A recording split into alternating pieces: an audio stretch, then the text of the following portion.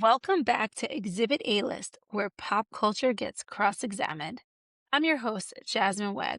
I'm a lawyer, and this week we're going to deep dive on Blake Lively versus Justin Baldoni lawsuit because hundreds of pages of documents just got unsealed, and I need to talk about what's in them. Quick reminder before we jump in, you can find me on Instagram, Jasmine Weg ESQ, the podcast at Exhibit A List Pod, and I'm also on TikTok, Jazz the Lawyer. Now, if you've been following this case at all, you know that it's just been everywhere. Blake Lively sued Justin Baldoni in December 2024, alleging sexual harassment on the set of It Ends With Us, the movie, claiming that he and his team orchestrated a smear campaign against her. Baldoni denied everything, and then he filed his own $400 million countersuit against Blake, Ryan Reynolds, and their publicists for defamation and extortion. The countersuit got dismissed in June 2025, and now we're heading toward trial in the main case. The trial was originally set for March 2026, but that has gotten pushed back to May 18th because the judge said that his criminal cases that he has on his docket has got to take precedence. So this past week, the judge ordered hundreds of documents unsealed ahead of a summary judgment hearing. Now, let me tell you, these are not leaked documents. This is how litigation works. In any lawsuit, parties exchange discovery ongoing throughout the case. They hand over emails, texts, documents, all of it. These materials can get used as exhibits and motions to support legal arguments. Now, sometimes there will be a protective order that can keep things confidential during a case, as was the case here, but that order is not going to last forever. At some point, absent a really strong showing for why they should stay sealed, these documents will become public record. And that's where we are right now. So there hasn't been a leak of all these texts between Blake Lively and Taylor Swift, Justin Baldoni emails, and the emails with Matt Damon and Ben Affleck.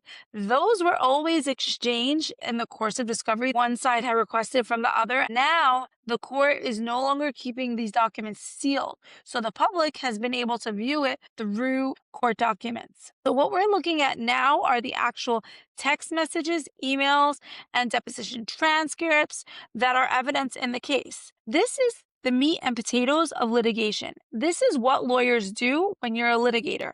We go through discovery. We read thousands and thousands of pages looking for that needle in a haystack, that gotcha moment. And we use these kind of things to build the factual record. We figure out what happened and piece together the story.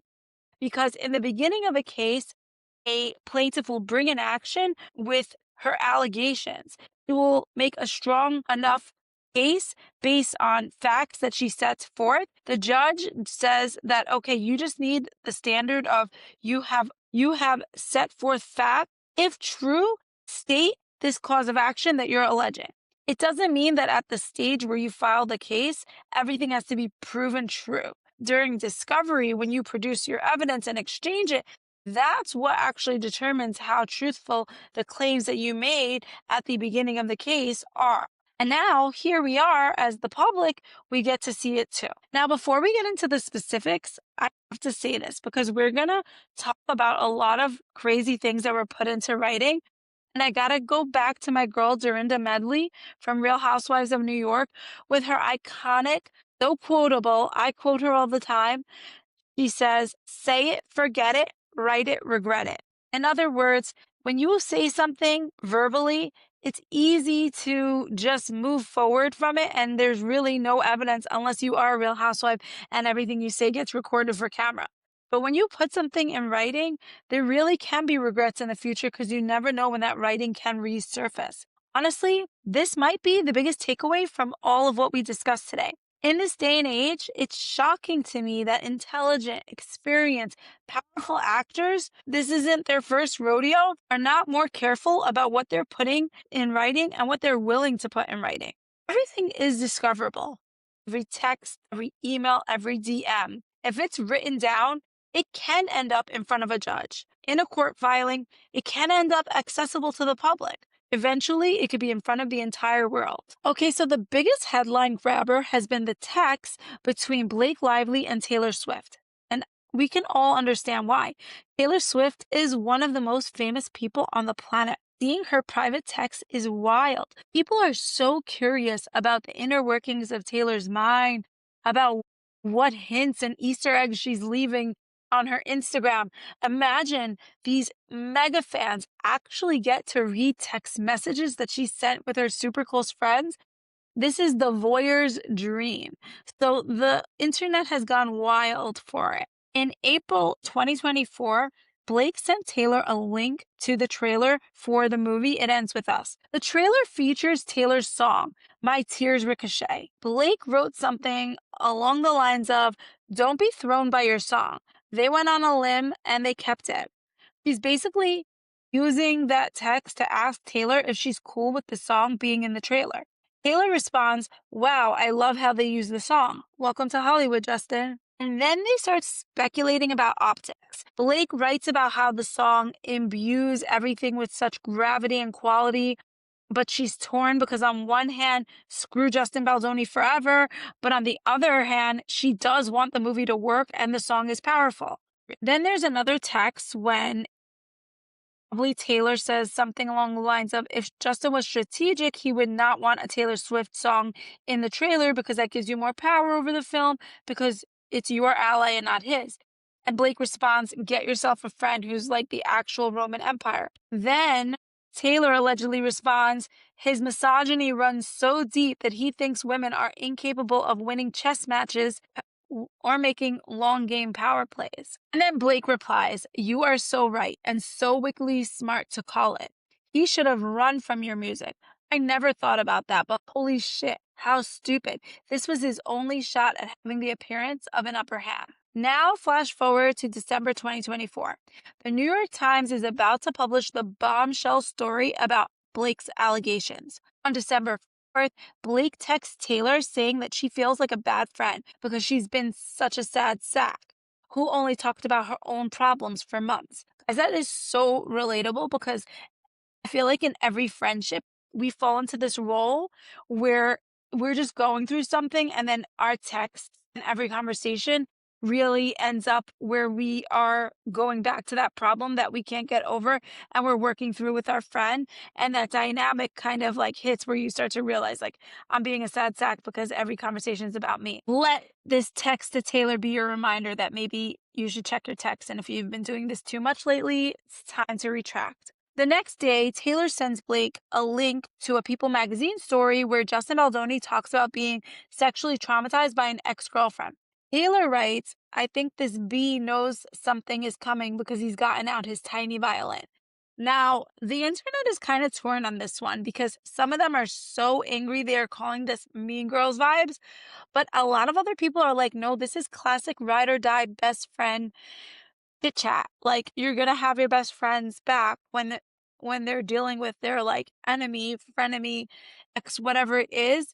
And it was also kind of iconic and super funny when she said he got out his tiny violin. Then weeks later, after the story breaks, Baldoni gets dropped by his talent agency, WME. Taylor texts Blake, "You won. You did it. Never has a cancellation been reversed so fast. You guys don't understand how rare this is. Proof and to take the perfect step to bring that truth into light."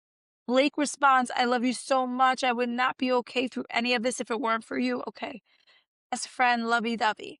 So what do we make of this? Baldoni's lawyers are going to be arguing that these texts show Blake was strategically manipulating public perception, leveraging her powerful friends. Blake's lawyers say this is irrelevant. What matters is whether she was sexually harassed and the witnesses who saw it. So here's my take. Yes, Blake has famous friends. I never expected. She's been in this game a very long time and she is a Hollywood darling, or she was before she got into this whole thing. So her friends supported her and they were thinking strategically about optics and public relations. This isn't illegal. It's not even that unusual. I feel like when you're in a dispute, especially a public one, of course you're going to think about how things look. Of course, you're going to be talking to your friends about it. The texts are definitely unflattering in tone. They probably shed a lot of light about these people. And okay, I know most people have already formed their opinion about Blake. This might have soured people's opinions about Taylor and be a hard pill to swallow, but maybe shame on you for thinking she was like this perfect nice girl because of the public persona or image she's putting out. Sorry to burst your bubble. Being mean about someone in your private text, however, is not evidence that you fabricated your harassment allegations in itself. What I do think these texts show is that Blake is media savvy and she understands power dynamics. She knows how to work her connections. And if that does undermine her claims, we're going to see, and the jury will ultimately decide. Okay, so Blake also sent emails to some heavy hitters in Hollywood asking them to watch her cut of the movie and potentially help her get it released instead of Justin Baldoni's version. In May 2024, she emailed Ben Affleck. She opens with, "I'm writing with zero pressure," which I'm stealing that line, when I'm totally asking for something and pressure's on. Just kidding. She says she knows he's busy. She emphasizes it's okay if he says no. He frames watching the movie as good men showing up for women, compliments him, compliments Jennifer Lopez, compliments Matt Damon, some jokes at the end. The media has called this email desperate, cringe. This is kind of like the way Blake talks. She's like very verbose. She's probably does too much. I've read her text for a while now since this case started, and she seems pretty excessive, but that's her style. So it definitely seemed very Blake, that email. There's also evidence that Matt Damon and his wife Lucy saw Blake's cut and then wrote to Sony executive Tom Rothman to push for Blake's edit to be released. Apparently, Bradley Cooper watched Blake's cut twice and gave her positive feedback. So at this point, Blake is mobilizing support. She's getting powerful people in her corner. Again, Baldoni's team sees this as evidence of manipulation. Blake's team sees this as advocating for herself. I'm always going to come back to this point that ultimately the jury and the judge are going to be the finders of fact and they're going to decide, but I'm laying it all out in front of you. I'm not taking a side. And here's where it gets interesting from a different angle. Some of the unsealed documents include emails between Sony executives that are not kind to Blake.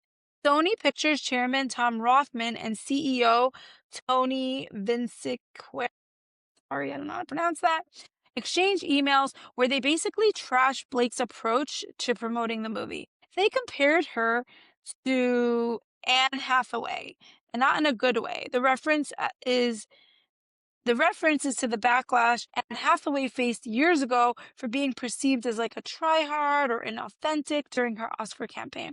Sony execs were frustrated with Blake's tone-deaf promotion of It Ends With Us, and if we recall back, she was doing a lot of hair flinging and a lot of fashion talk when she was talking about this movie. And it was a little odd because the movie was ultimately a story of triumph, a story of getting past DV, a love story. There was multiple abuse stories. There was Melissa's story. It was, hard at times. So it was strange for that movie to be like all about the outfits on set. Like, there were cute outfits, but like a movie like that is not a movie where you really talk about the looks. I remember when I first saw her doing the interview circuit, I was thinking about, I had just watched the limited series on Netflix, The Maid, which was with Margaret Qualley, and it's so good. You guys have to watch it. But I was thinking, like, imagine Margaret Qualley after doing that show, which also very heavy topics of domestic violence and being stuck in a relationship because of lack of resources and money control. Imagine her talking about like her outfit choices and like the hair and the fashion. Like it's so tone deaf and out of touch, and it overshadows the important parts of the movie. So definitely was odd, and I see where the Sony execs were coming from. She was telling people, grab your friends and wear your florals when you go see the movie. It was odd. The movie's about domestic violence. Six were bad, and Sony knew it. So these emails do show that Sony wasn't thrilled with Blake, but they also kind of show that they weren't particularly thrilled with Justin either. The executives were caught in the middle of two feuding stars, and they just wanted to make a movie and wanted to make money. So this just solidifies the fact that Blake was not universally beloved behind the scenes. He definitely rubbed people the wrong way. The unsealed documents also include texts directly between Justin and Blake during filming, and they show tension from like very early on. In one exchange, Blake is texting and she says that she came home and cried after a day on set. She describes Justin as this doofus of a director of my movie, calls him a clown who thinks he's a writer now. And Justin, on his end, is texting his team saying that Blake is threatening not to promote the movie unless she gets to be involved in the edit. He wrote, she had the nuclear bomb. If she doesn't promote the movie, she can leak that I'm a bad person and that she felt unsafe with me and all the stuff she has on me, then she's the victim. In another message, he writes, the risk to my family isn't worth the creative integrity. So both of them are venting to other people. They're frustrated, seemingly can't stand each other. And both of them feel like the other person is being unreasonable. This is what's difficult about working together with anyone on a project. This is something that we all can face if we work in a collaborative environment and we're forced to work with someone that we don't either get along with, see their vision. They're not the type of person that we normally would jive with, and then we're forced to do a project with them. The personalities can implode and explode. But it's a little bit interesting when Justin notes that Blake has the potential to position herself as the victim and that she has stuff on him, because it suggests to me that he was aware even then that his behavior could be perceived as problematic. So that line would probably be used in court by Blake's team as suggestion that he was aware of, because if he tries to say that he was behaving normally and he doesn't know why she perceived it as harassment, so that text could be proof that he was aware his behavior could be perceived as problematic. Another of the unsealed pieces of evidence includes text between Blake and Jenny Slate, who was also on It Ends With Us. She played Justin's sister. Kyle's sister. Jenny apparently expressed concerns about her own experience on set. Blake's legal team has said that multiple women who worked on film will testify about their negative experiences with Justin Baldoni. We'll see that when trial arrives. In Blake's original complaint, she mentioned that there was an all-hands meeting in January 2024 before they resumed filming, where she laid out specific demands to ensure a safe working environment. Ryan Reynolds attended that meeting, and Blake says that Justin and the studio agreed to all of her conditions, which included things like no more improvised kissing, no more discussing Justin's sex life, blah, blah, blah. So after going through these things, what do we take away? Blake and Justin were documenting things in real time. They were both texting friends, venting, strategizing. Normal human behavior, but it's also evidence. Everything you write down can be used against you in a court of law, like your Miranda rights. Blake clearly has powerful friends. I don't know how many of them are still her besties at this point. She used those connections to advocate for herself and for the movie and to try to leverage them. She was amassing an army. I didn't mention it in these texts that were leaked or unsealed, but we know from the past she said something about how she's like Daenerys from Game of Thrones and she's got dragons. Oh, you might see that as savvy or manipulative. It would probably depend on how you feel about this case and about Blake. Most people, at least on the interwebs and TikTok, are not Team Blake, in my experience. The next thing we know is that Justin was worried from an early point that Blake could paint him as the bad guy. He was aware of that. Maybe he saw manipulation in her character, or maybe he was doing things that were questionable. He knew that his behavior could be weaponized against him. It's interesting. The Sony executives, we know, were frustrated with both of them. There's a lot of witnesses that potentially going to be at trial.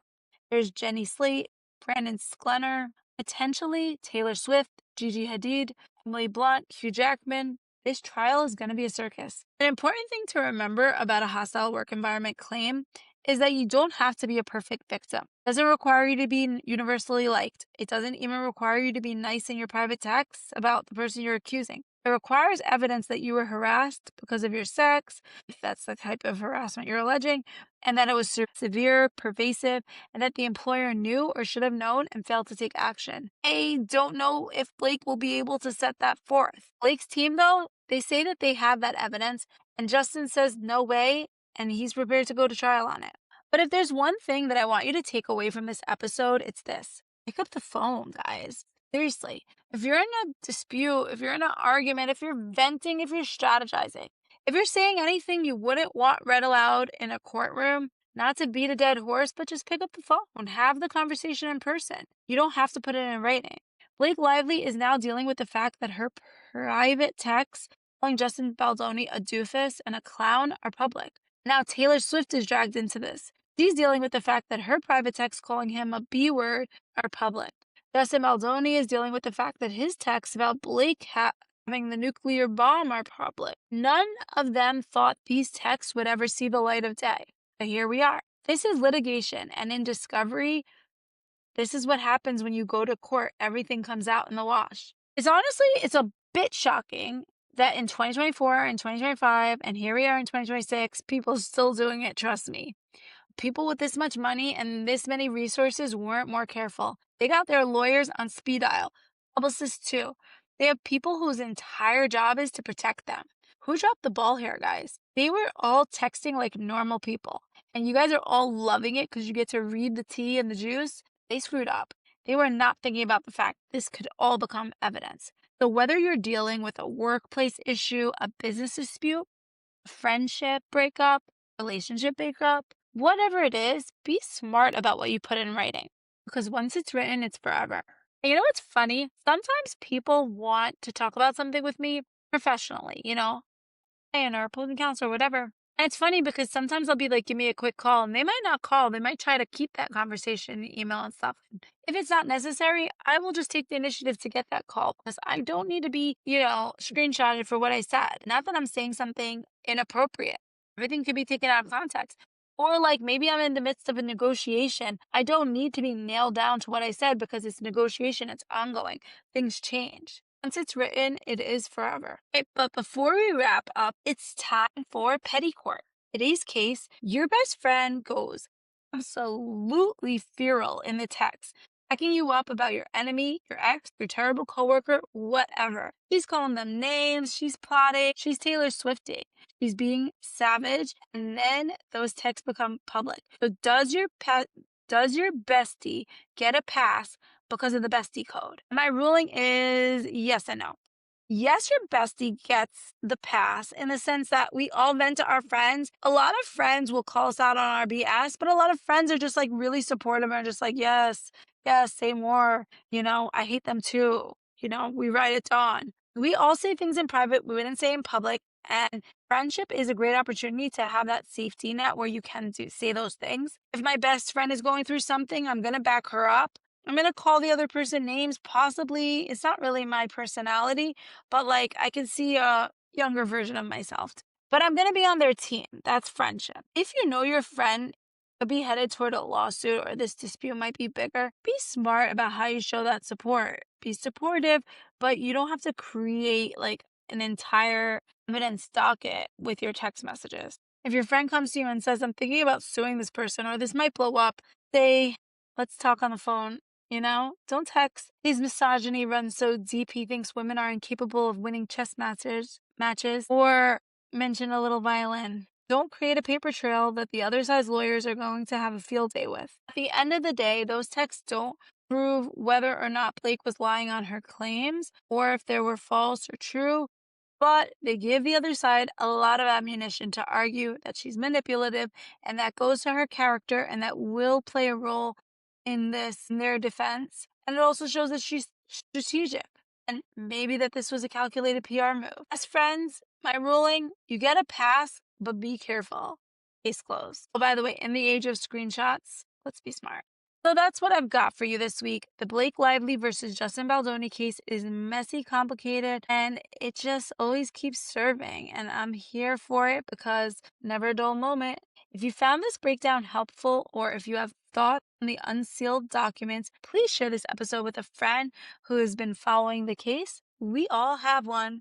And if you haven't already, please take a second to follow the podcast, leave a rating and review wherever you're listening or watching. And let me know where you like to consume this podcast. Are you listening on Spotify? Are you watching on YouTube? Let me know your favorite medium. You can find me on Instagram, Jasmine Weg ESQ. The podcast is Exhibit A-List Pod. Me on TikTok, Jazz the Lawyer.